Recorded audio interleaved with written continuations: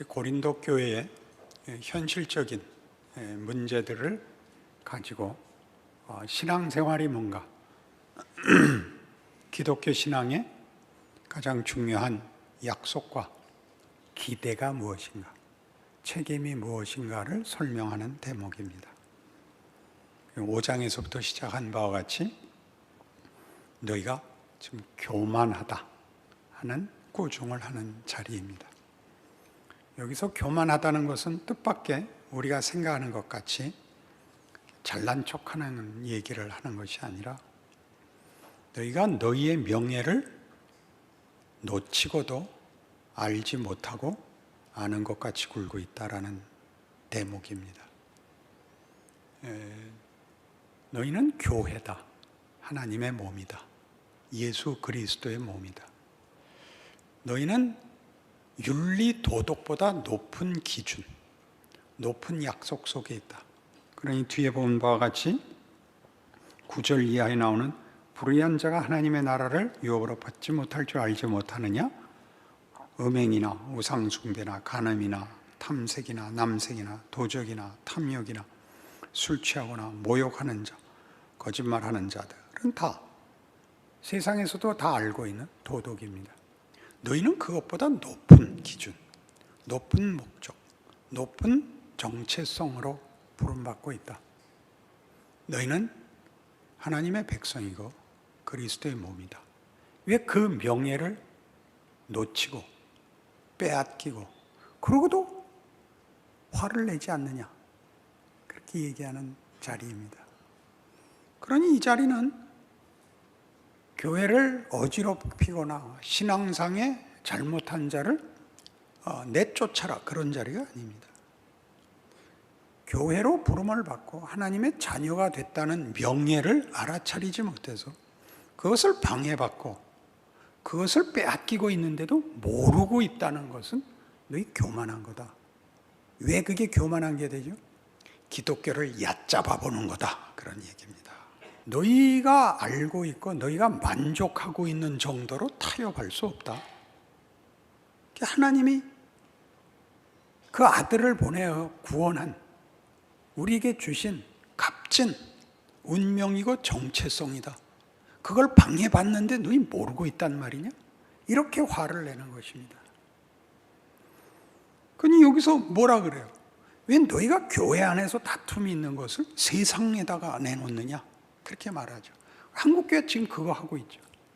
시비를 거는 사람이 교회 일을 밖으로 끌고 가면 그 사람이 잘못하는 겁니다. 무조건. 교회가 세상보다 높은 기준 위에 있습니다. 당연히 교회만이 가질 수 있는 진리와 생명과 영광 속에 있는 자, 그걸 더 낮은 데다 끌고 가서 판정을 요구하는 것으로 이미 그는 실패하고 있는 것이다. 이렇게 얘기하는 것입니다.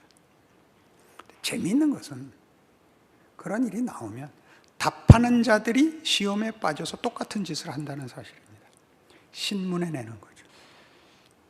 공격하는 자가 교회를 혼란시키기 위하여 신문을 끌어들이고 답하는 자들이 진실을 밝힌다고 신문에다가 광고를 내는 것으로 지는 것입니다. 교회가 이겨야죠. 알아들으시겠어요? 그렇게 오해를 받아서 영 안 되면 어떻게 되냐? 그럼 교회를 문을 닫는 거죠. 뭐가 겁이 나세요? 우린 그렇게는 안 한다. 그러셔야죠. 보복을 하지 않습니다. 세상 재판의 교회의 명예와 진실을 판정 요구할 수는 없습니다. 우리가 더 높죠. 힘으로 높은 게 아니라 내용에서 높죠. 교회라는 건물이나 조직을 유지하는 데 급급해서 그런데 붙들려 가면 안 됩니다. 영 안 되면 시끄러워지고 우리 여러 번 경험한 대로 폭력이 들어오고 재판이 들어오면 문을 닫아야죠. 더 이상 시끄럽지 않게 그만둬야 됩니다. 그리하여 성도들로 하여금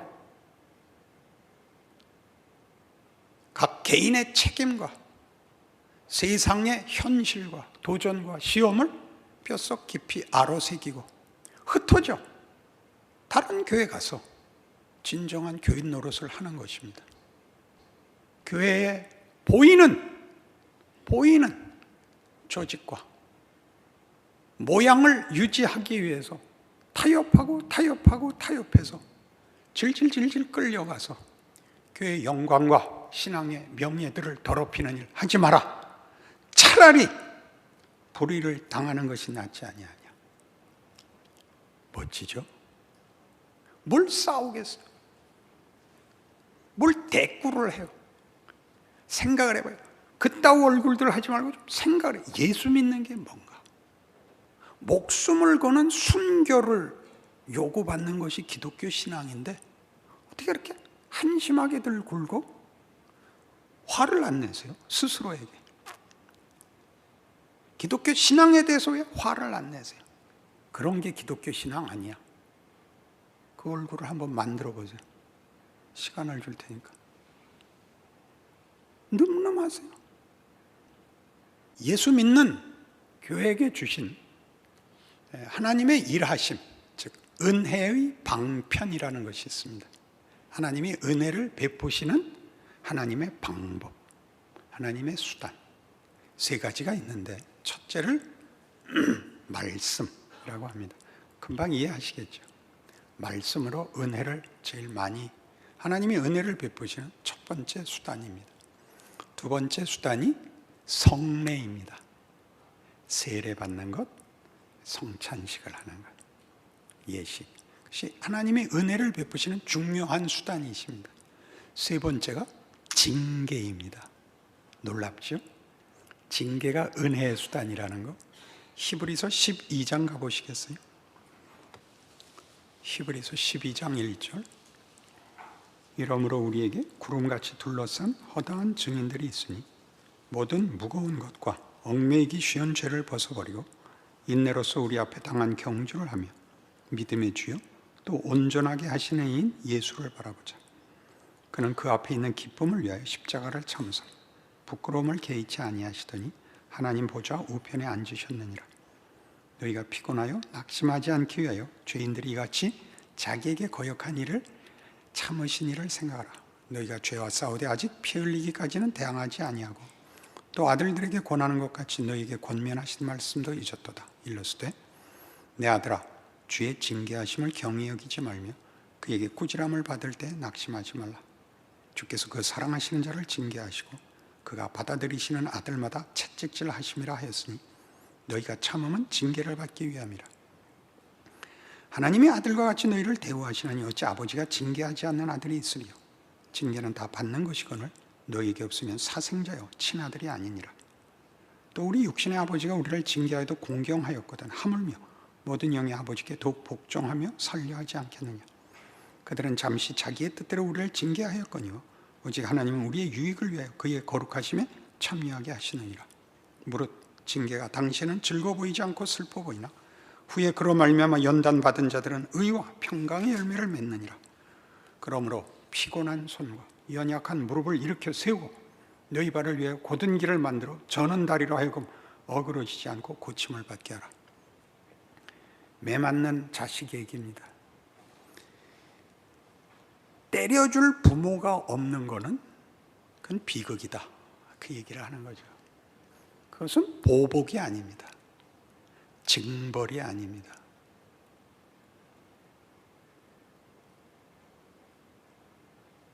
그것은 공포일 수 없습니다. 부모가 자식을 때리는 것은 맞는 것 자체는 고통스러운 일이지만 그 고통이 자신의 손에 맡기지 않는 보호자가 있음을, 인도자가 있음을, 내가 가진 책임보다 더 큰 손길이 있음을 우리에게 확인시키는 것입니다. 교회가 그 일을 안 하면 책임을 기울리하는 것입니다. 징계를 주고받는 것은 어려운 일입니다. 우리 세상적 차원에서는 오히려 하지 않는 일입니다. 남의 자식 잘못하는 걸 뭐라 그러겠습니까? 자기 자식은 데려다가 엄히 꾸짖어야 됩니다. 안 그렇습니까? 우리 아이 친구가 우리 집에 놀러 왔다가 유리창 깨면 꾸짖지 않습니다. 너 어디 사니? 그러죠. 너희 아버지 이름이 뭐니? 가자. 그러죠. 내 자식이 깨면 물어내라 그러지 않습니다. 팹니다. 너 이 새끼 놀 때 조심하라 그랬지. 그 차이를 아시겠어요?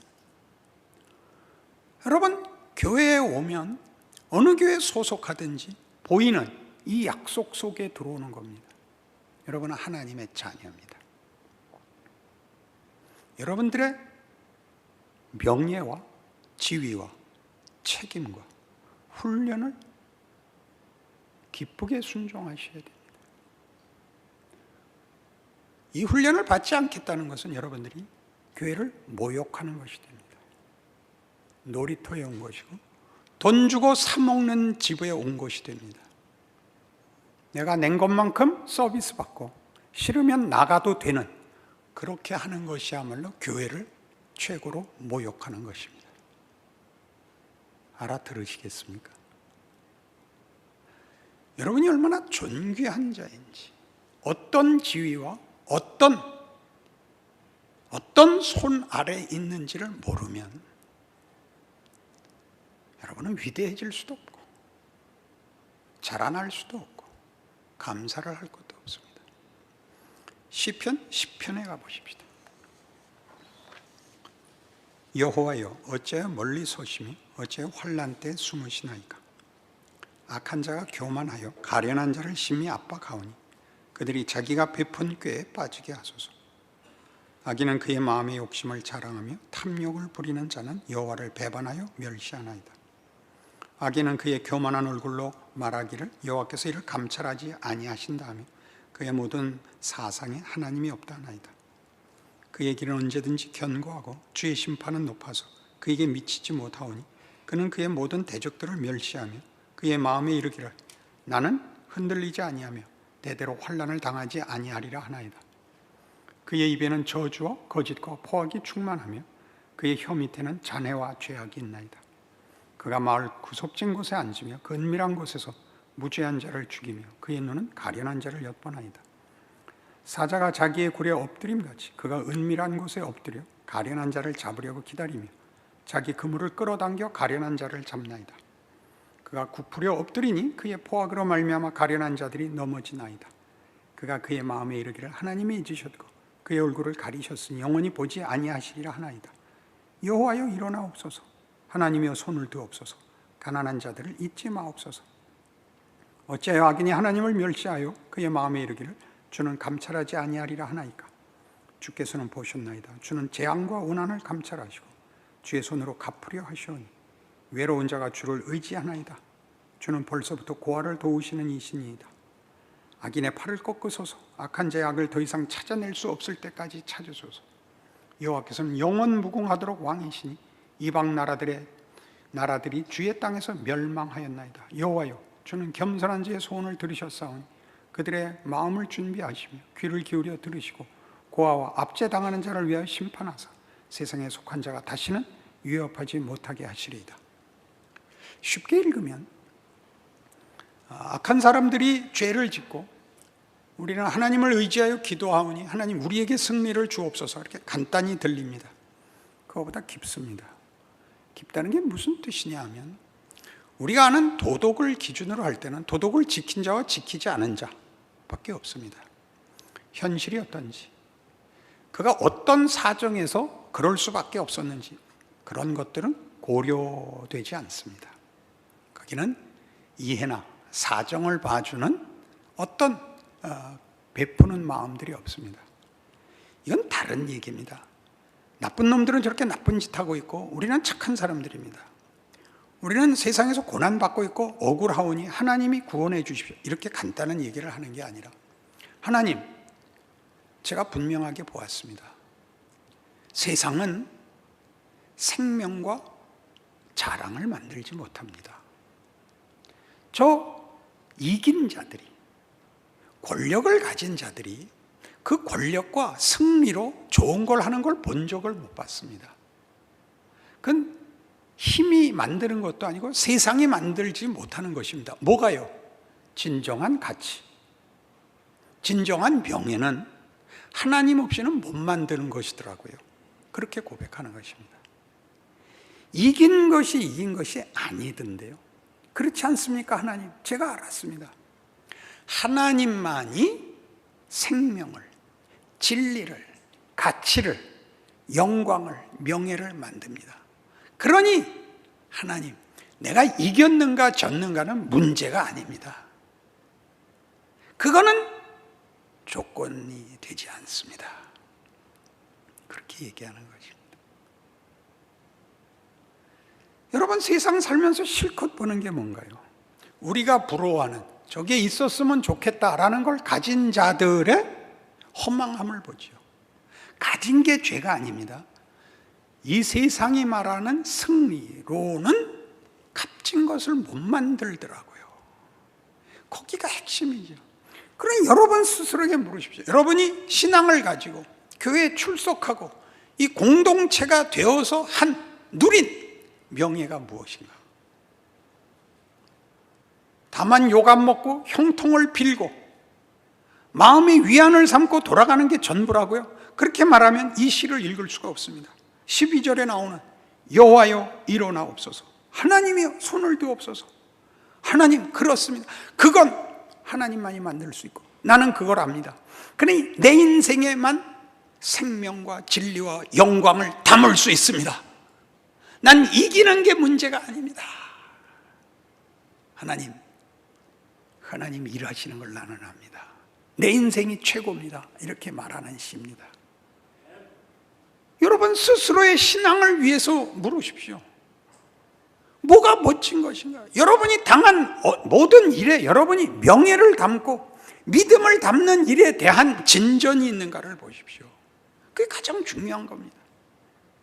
의심하고 비난하고 도망가고 그게 다였지 않습니까? 그거 아니라고, 그게 인생 아니라고, 그게 운명이 아니라고, 그럴 수 없다고 하나님이 예수를 보낸 게 복음입니다. 구원입니다. 그리고 그것 확인하여 합창하라고 허락한 게 교회입니다. 합창은 관두고 함께 자리에 앉아보지도 못하고 한국교회는 무너져 버린 꼴입니다.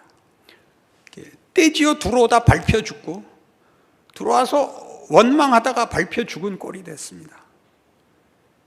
누구 탓이냐 그러지 마시고 천천히 들어오셔서 천천히 하십시오. 여러분, 기독교를 얕보지 마십시오. 하나님을 모욕하지 마십시오. 예수의 죽음을 헛되이 하지 마십시오. 여러분이 아는 것만큼 여러분이 기대하고 여러분이 이쯤이 됐다고 타협할 수 없게 요구하십니다. 기대하십시오. 믿음을 가지고 따라오십시오. 그리고 여러분 생애를 여러분이 가진 모든 조건들에서 명예를 담으십시오. 여러분,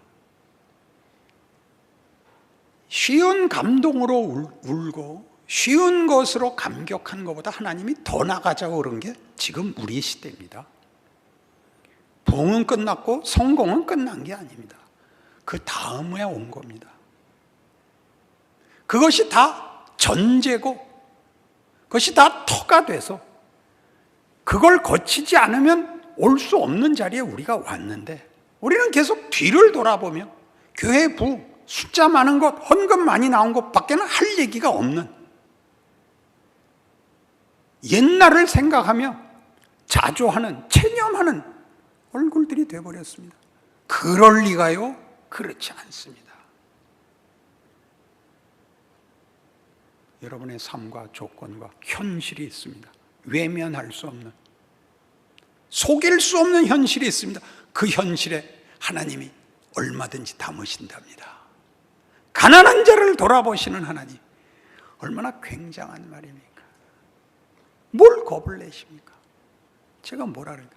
반가운 사람이 되십시오. 기쁜 사람이 되십시오. 그게 무슨 조건이 필요합니까? 여러분이 성공을 했느냐 실패했느냐 유명하냐 무명하냐는 전혀 상관이 없죠. 그게 다 조건이 되죠. 거기서 어떻게 했느냐? 당신이 위대하냐? 거기서 당신의 위대함이 우리에게 무슨 유익이 있느냐? 기독교 신앙에 무엇을 드러내고 있느냐? 그렇게 스스로에게 물으십시오. 원망할 틈도, 다른 사람하고 비교할 틈도 없습니다. 여러분을 대신할 것은 하나도 없습니다. 그러니 각자가 가진 자기의 인생과 조건 속에서 하나님의 영광을 누리며 증거하며 자랑하며 기쁘게 사십시오. 여러분을 만나면 상대방이 기뻐하게 하십시오. 세상이 우리를 보면 놀라게 하십시오. 놀라게 하십시오. 지지 마십시오. 기도하십시다. 하나님 아버지 은혜를 감사합니다. 우리의 인생과 우리의 조건이 하나님의 영광과 기적과 그 뜻에 있어서 충분한 조건이라는 사실을 인정합니다. 우리는 믿음을 가지겠습니다. 그리고 우리의 조건과 현실 속에서 영광을 담겠습니다. 다 각각 그 길을 걷게 하옵소서. 우리 얼굴에 기쁨과 자랑을 넘치게 하시고 우리 눈이 깊어지게 하시며 우리의 얼굴이 빛나게 하옵소서. 예수님 이름으로 기도합니다.